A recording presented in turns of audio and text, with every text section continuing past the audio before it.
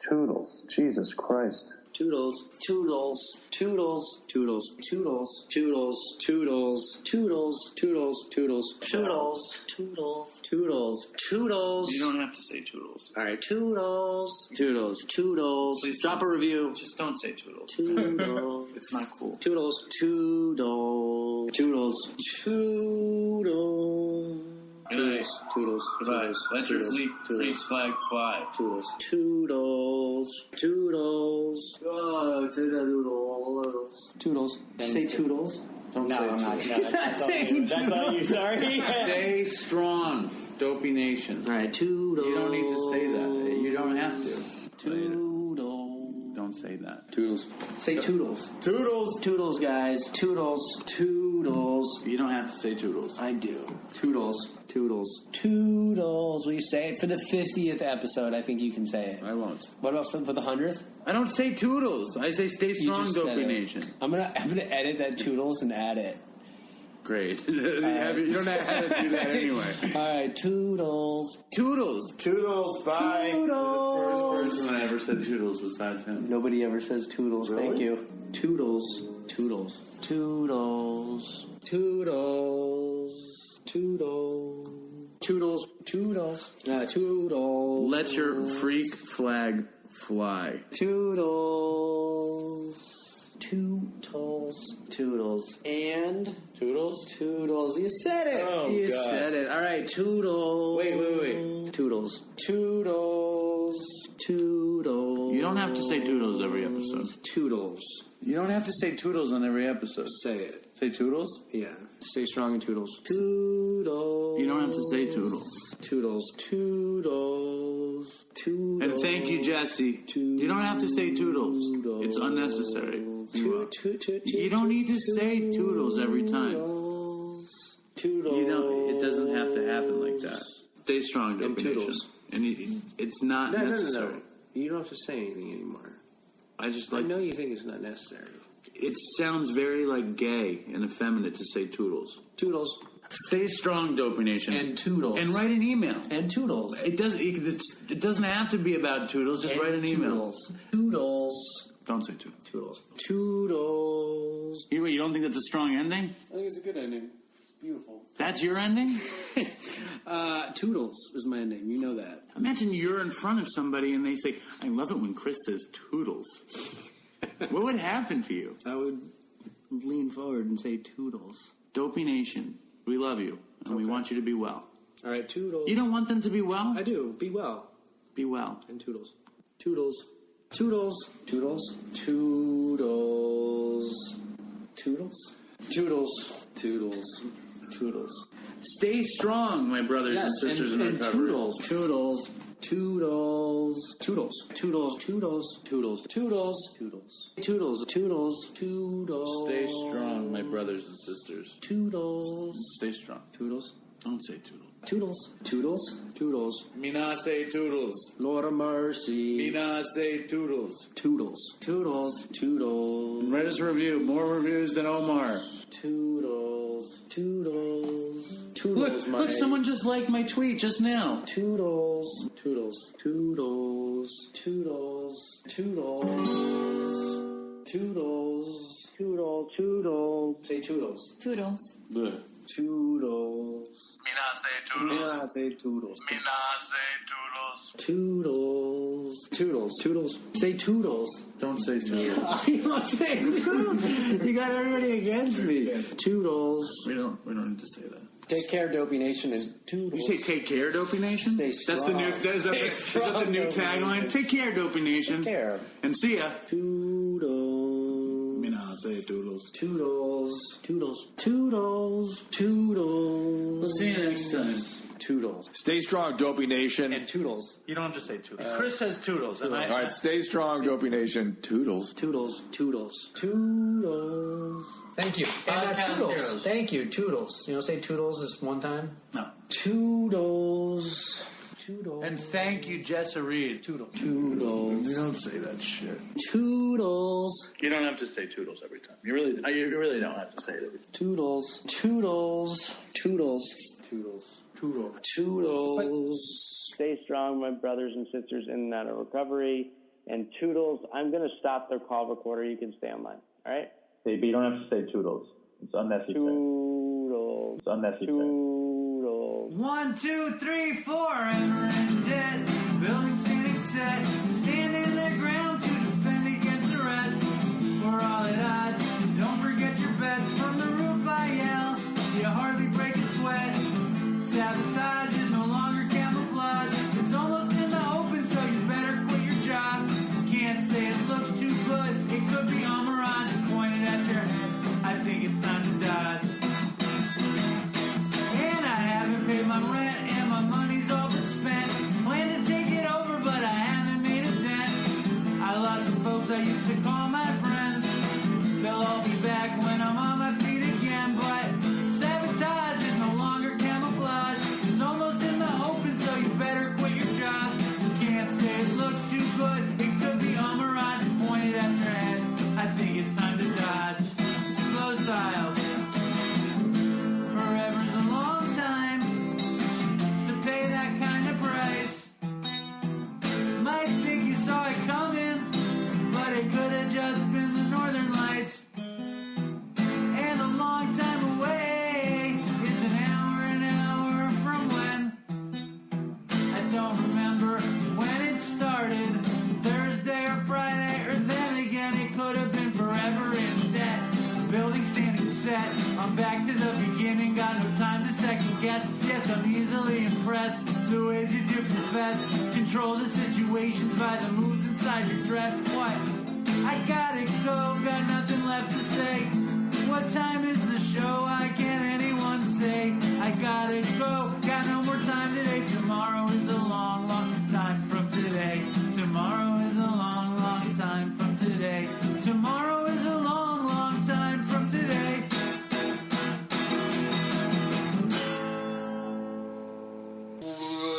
Good so bad. 1, 2, 3, 4.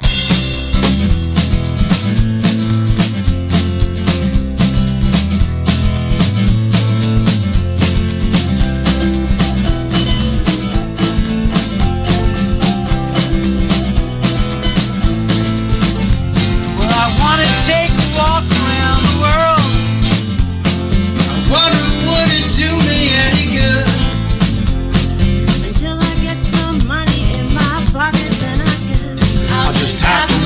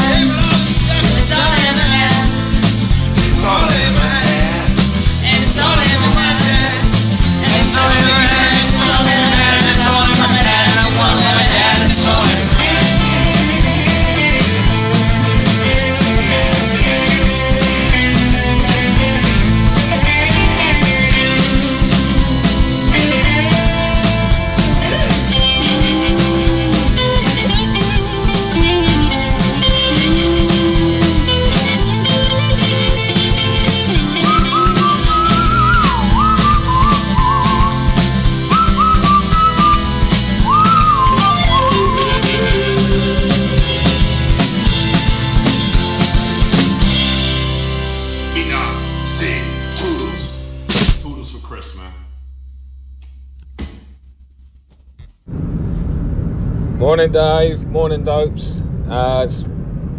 This is going to be awful. It's 6 o'clock. No. Yeah, 6 o'clock.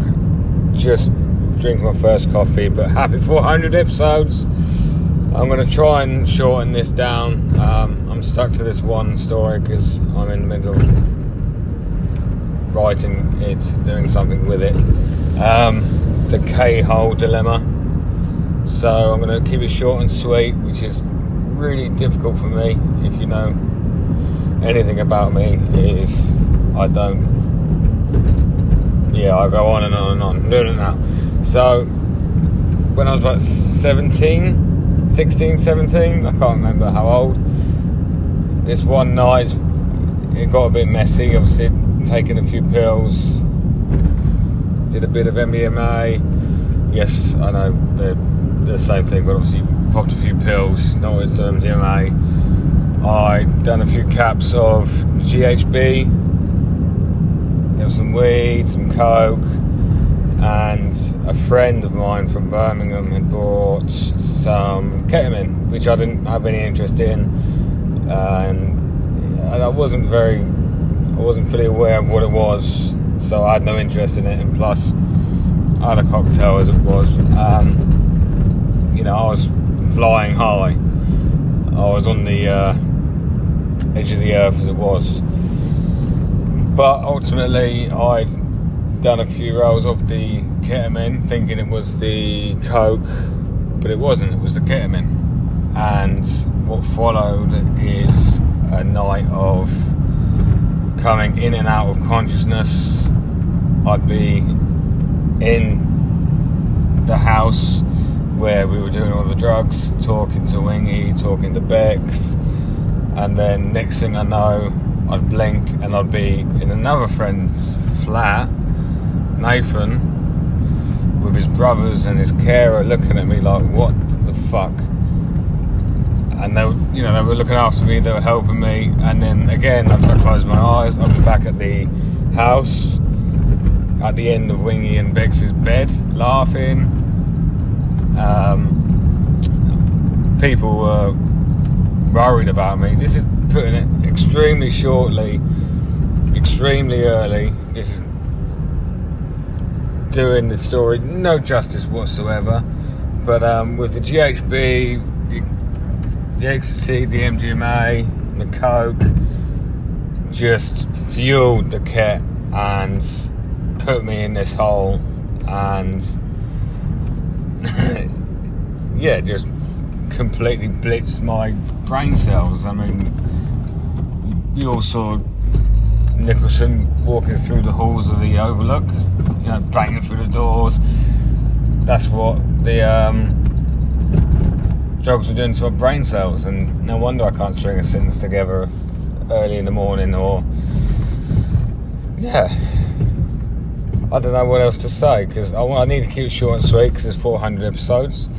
So there's going to be a lot of people that want to tell some decent stories and tell them very well, which I'm not doing. So if it's needed to be done again, let me know, Dave. If not, happy days. But either way, happy 400 episodes, everybody. Did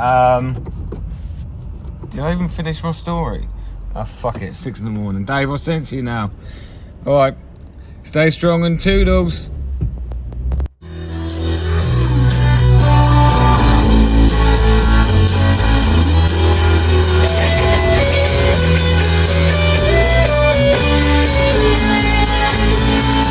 Dopey 400, Dopey 400, Dopey 400, Dopey 400, Dopey 400, Dopey 400, Dopey 400, Dopey 400, Dopey 400, Dopey 400, Dopey 400, Dopey 400, Dopey 400, Dopey 400.